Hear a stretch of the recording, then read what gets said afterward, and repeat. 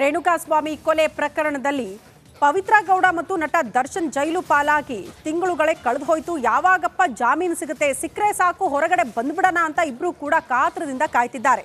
ಆದರೆ ಬೇಲ್ ಭವಿಷ್ಯ ಏನಾಗುತ್ತೆ ಅನ್ನುವಂಥ ಕುತೂಹಲಕ್ಕೆ ಸದ್ಯಕ್ಕಂತೂ ರಿಲೀಫ್ ಸಿಗೋ ಸಾಧ್ಯತೆಗಳು ತೀರಾ ಕಡಿಮೆ ಅಂತೆ. ಇನ್ನೂ 1 ತಿಂಗಳು ಕಾಯಲೇಬೇಕಾದಂಥ ಅನಿವಾರ್ಯತೆ ಇದೆ ಅಂತೆ. ಯಾಕೆ ಏನಾಯಿತು ಆ ಕುರಿತ ಒಂದು ರಿಪೋರ್ಟ್ ಇಲ್ಲಿದೆ ನೋಡಿ.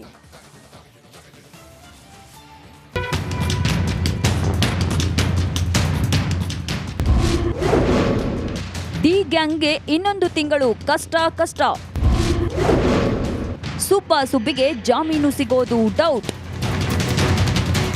ಬಳ್ಳಾರಿ ಜೈಲಿನಲ್ಲಿ ದರ್ಶನ್, ಪರಪ್ಪನ ಅಗ್ರಹಾರದಲ್ಲಿ ಪವಿತ್ರ ಗೌಡ ಕೊಲೆ ಕೇಸ್ನಲ್ಲಿ ಇಬ್ಬರಿಗೂ ಜಾಮೀನು ಸಿಗದೆ ವಿಲ ಒದ್ದಾಡುತ್ತಿದ್ದಾರೆ. ಬೇಲ್ ಯಾವಾಗ ಸಿಗುತ್ತಪ್ಪ ಅಂತ ದೇವರಿಗೆ ಕೈ ಮುಗಿಯುತ್ತಿದ್ದಾರೆ. ಆದ್ರೂ ಯಾವ ದೇವರು ಕಣ್ತೆರೆದಿಲ್ಲ ಅನ್ಸುತ್ತೆ.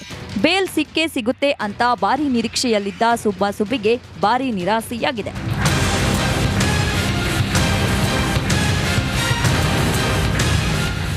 ಬೇಲ್ ಅರ್ಜಿ ವಿಚಾರಣೆ ನಡೆಸಿದ ನ್ಯಾಯಾಲಯ ಅಕ್ಟೋಬರ್ 4ಕ್ಕೆ ಮುಂದೂಡಿದೆ. ಆದರೆ ಅಕ್ಟೋಬರ್ 4ಕ್ಕೆ ಅರ್ಜಿ ವಿಚಾರಣೆ ನಡೆಸಿದ್ರೂ ದರ್ಶನ್ ಹಾಗೂ ಪವಿತ್ರ ಗೌಡಗೆ ಜಾಮೀನು ಸಿಗೋದು ಡೌಟ್ ಎನ್ನಲಾಗ್ತಿದೆ.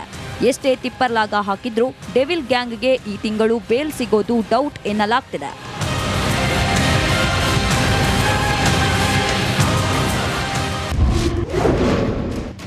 ಸಾಲು ರಜೆ ಹಿನ್ನೆಲೆ ಬೇಲ್ ಕಂಟಕ. ದರ್ಶನ್ ಹಾಗೂ ಪವಿತ್ರ ಗೌಡಗೆ ಇನ್ನೊಂದು ತಿಂಗಳು ಸಂಕಷ್ಟ ಫಿಕ್ಸ್ ಎನ್ನಲಾಗ್ತಿದೆ. ಜೈಲಿನ ಹಕ್ಕಿಗಳಿಗೆ ದಸರಾ ರಜೆಯ ಎಫೆಕ್ಟ್ ತಟ್ಟುವ ಸಾಧ್ಯತೆ ಇದೆ. ದಸರಾ ರಜೆ ಇರುವುದರಿಂದ ಕೋರ್ಟ್ನಲ್ಲಿ ಬೇಲ್ ಅರ್ಜಿ ವಿಚಾರಣೆ ನಡೆಯುವುದು ಡೌಟ್ ಎನ್ನಲಾಗ್ತಿದೆ. ಹೀಗಾಗಿ ಇನ್ನೊಂದು ತಿಂಗಳು ಡೆವಿಲ್ ಗ್ಯಾಂಗ್ಗೆ ರಿಲೀಫ್ ಸಿಗೋದು ಪಕ್ಕಾ doubt ಎನ್ನಲಾಗ್ತಿದೆ. Nagaraj, republic Kannada, Bengaluru.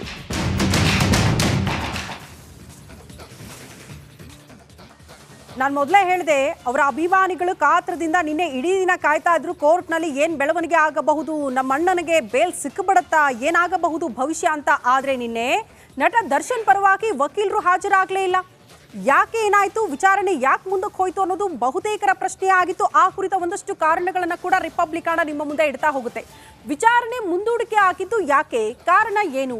57ನೇ sessions ಕೋರ್ಟ್ನಲ್ಲಿ ಜಾಮೀನು ಅರ್ಜಿ ವಿಚಾರಣೆ ಆಗ್ತಾ ಇದೆ. ಅಲ್ಲಿಯೇ ಜಾಮೀನಿಗಾಗಿ ಅವರು ಅಪ್ಲೈ ಮಾಡಿದ್ದಾರೆ ಅರ್ಜಿಯನ್ನ.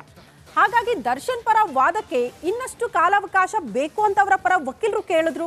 ಕಾಲಾವಕಾಶ ಕೇಳಿದ್ದ ನಟ ದರ್ಶನ್ ಪರವಾದ ವಕೀಲರು CV ನಾಗೇಶ್ ಅವರು ನಿನ್ನೆ ಬರಬಹುದು, ವಾದ ಮಂಡನೆ ಮಾಡಬಹುದು ಅಂತ ಹೇಳಲಾಗ್ತಾ ಇತ್ತು. ಬಟ್ ಇಲ್ಲ, ಇನ್ನೊಂದಷ್ಟು ಅವಕಾಶ ನನಗೆ ಬೇಕು ಅಂತ ಅವ್ರು ಕೇಳಿದ್ರು. ವಿಚಾರಣೆಯ ವೇಳೆ ಅಲಭ್ಯರಾದ್ರು ದರ್ಶನ್ ಪರ ವಕೀಲರು. ನಿನ್ನೆ ತನಕ ಕುತೂಹಲ ಇದ್ದಿದ್ದು ಅಟ್ಲೀಸ್ಟ್ CV ನಾಗೇಶ್ ಅವರು ನಿನ್ನೆ ಆದರೂ ಹಾಜರಾಗ್ತಾರಾ ಈ ವಿಚಾರಣೆಯ ಸಂದರ್ಭದಲ್ಲಿ ವಾದ ಮಂಡನೆ ಮಾಡ್ತಾರಾ ಅಂತ. ಬಟ್ ನಿನ್ನೆ ಬರಲಿಲ್ಲ ಅವರು. ಈಗಾಗಲೇ ಜಾಮೀನು ನೀಡದಂತೆ SPP ಸ್ಪೆಷಲ್ ಪಬ್ಲಿಕ್ ಪ್ರಾಸಿಕ್ಯೂಟರ್ ತಕರಾರು ಅರ್ಜಿನ ಕೂಡ ಸಲ್ಲಿಕೆ ಮಾಡಿದ್ದಾರೆ ಪ್ರಸನ್ನ ಕುಮಾರ್ ಅವರು. ಆ ಅರ್ಜಿ ಸಲ್ಲಿಕೆ ಆದ ಮೇಲೆ ವಾದ ಪ್ರತಿವಾದ ಆಗಬೇಕು ಕೋರ್ಟ್ನಲ್ಲಿ. ಮತ್ತೊಂದು ಕಡೆ ಬೇಲ್ ನಿರೀಕ್ಷೆಯಲ್ಲಿ ದರ್ಶನ್ ಪರ ವಕೀಲರು ಕಾತ್ರದಿಂದ ಕಾಯ್ತಿದ್ದಾರೆ. ವಾದ ಮಂಡನೆ ಮಾಡಕ್ ರೆಡಿ ಹಾಕಿದ್ದಾರೆ, ಆದ್ರೆ ಕಾಲಾವಕಾಶ ಬೇಕು. ಕಾರಣ ದೋಷಾರೋಪ ಪಟ್ಟಿಯನ್ನ ಇನ್ನಷ್ಟು ಸ್ಟಡಿ ಮಾಡಬೇಕಂತೆ ವಕೀಲರು. ಮತ್ತೊಂದು ಕಡೆ ಬೇಲ್ ನಿರೀಕ್ಷೆಯಲ್ಲಿ ದರ್ಶನ್ ಪರ ವಕೀಲರು ಕಾಯ್ತಿದ್ದಾರೆ. ಹೇಗಾದ್ರೂ ಮಾಡಿ ಬೇಲ್ ಕೊಡಿಸಲೇಬೇಕು ತಮ್ಮ ಕಕ್ಷಿದಾರರಿಗೆ ಅಂತ. ಮತ್ತೊಂದು ವಿಚಾರವನ್ನ ನಾವಿಲ್ಲಿ ಗಮನಿಸೋಣ. ಯಾಕೆ ಮುಂದಕ್ಕೆ ಹೋಯ್ತು ನಿನ್ನೆ ವಿಚಾರಣೆ ಅನ್ನೋದ್ರ ಬಗ್ಗೆ ಮಾಹಿತಿನ ನಿಮ್ಮ ಮುಂದೆ ಇಡ್ತಾ ಇದೀವಿ. ಬೇಲ್ ನಿರೀಕ್ಷೆಯಲ್ಲಿ ದರ್ಶನ್ ಪರ ವಕೀಲರು ಕಾದಿದ್ರು ಕೂಡ ನಿನ್ನೆ ಅವರು ಕೋರ್ಟ್ಗೆ ಹಾಜರಾಗಿಲ್ಲ.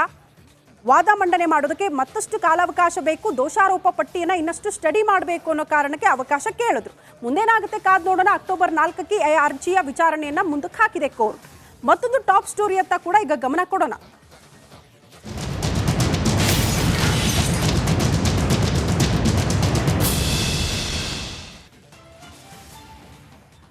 ನೋಡಿ, ಗಮನಿಸಬೇಕಾಗಿರುವಂತಹ ವಿಚಾರ ಅಂದ್ರೆ ನಟ ದರ್ಶನ್ ಮತ್ತು ಮೈಸೂರಿಗೂ ಅವಿನಾಭಾವ ಸಂಬಂಧ ಇದ್ದೇ ಇದೆ.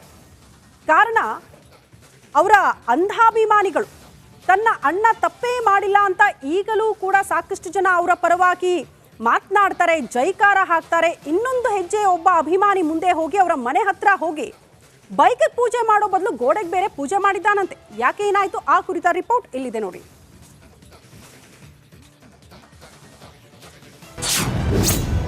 ಪೊರ್ಕಿ ಬಾಸ್ಗಾಗಿ ಇದೆಂತ ಅಭಿಮಾನ, ದೇವರು ಹುಲಿ ಎಂದು ಫ್ಯಾನ್ಸ್ ಜೈಕಾರ. ಅದೆಲ್ಲೋ ಇದ್ದ ರೇಣುಕಾ ಸ್ವಾಮಿಯನ್ನ ಕಿಡ್ನಾಪ್ ಮಾಡಿ ಬೆಂಗಳೂರಿನ ಪಟ್ಟಣಗೆರೆ ಶೆಡ್ನಲ್ಲಿ ಕಿಲ್ಲರ್ ಡಿ ಗ್ಯಾಂಗ್ ನರಕಯಾತನೆ ಅನುಭವಿಸುವಂತೆ ಮಾಡಿದ್ದು ನೋ ಮಾರಾಯ ಎನ್ನುವಂತೆ ಪೊರ್ಕಿ ಬಾಸ್ ದರ್ಶನ್ ಕೊಲೆ ಕೇಸ್ನಲ್ಲಿ A2 ಆದ್ರೆ ದರ್ಶನ್ ಪ್ರೇಯಸಿ ಪವಿತ್ರ ಗೌಡ A1 ಆಗಿ ಜೈಲಲ್ಲಿ ಮುದ್ದೆ ಮುರಿಯುತ್ತಿದ್ದಾಳೆ.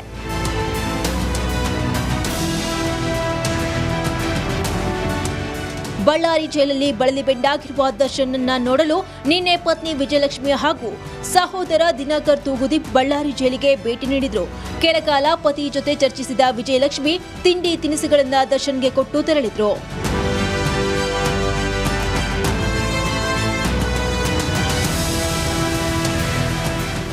ಈ ವೇಳೆ ಜೈಲು ಬಳಿ ಜಮಾಯಿಸಿದ್ದ ದರ್ಶನ್ ಅಭಿಮಾನಿಗಳು ದರ್ಶನ್ನ ನೋಡಿ ಜೈಕಾರ ಹಾಕಿದ್ರು. ಪತ್ನಿಯನ್ನ ನೋಡಲು ದರ್ಶನ್ ಬರುವಾಗ ದೇವರು ಬಂದ್ರು, ಹುಲಿ ಬಂತು ಎಂದು ತಮ್ಮ ನೆಚ್ಚಿನ ನಟನ ಗುಣಗಾನ ಮಾಡಿದ್ರು. ಆ ವಿಡಿಯೋ ಇಲ್ಲಿದೆ ನೋಡಿ.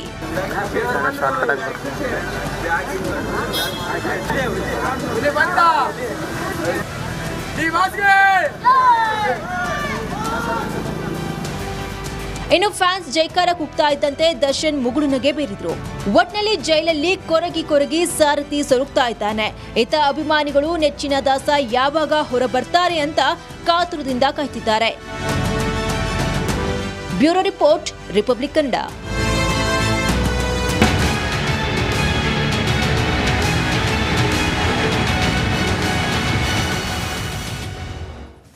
ದಾಸನಿಲ್ಲದ ದಸರಾ ಕಾರಣ ಇಷ್ಟೇ. ನಟ ದರ್ಶನ್ಗೂ ಮೈಸೂರಿಗೂ ಅವಿನಾಭಾವ ಸಂಬಂಧ.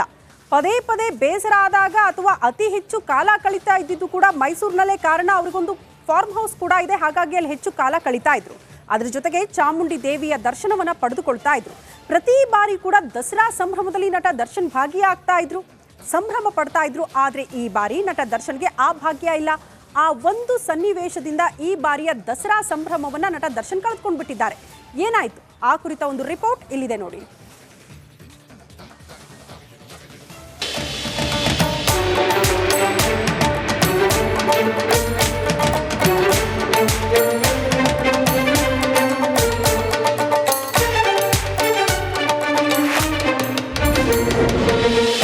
ಬಳ್ಳಾರಿ ಕಾರಾಗೃಹದಲ್ಲೇ ದರ್ಶನ್ಗೆ ದಸರಾ. ಅಯ್ಯನಿಗೆ ಇಲ್ಲ ಅಂಬಾರಿ ದರ್ಶನ ಭಾಗ್ಯ.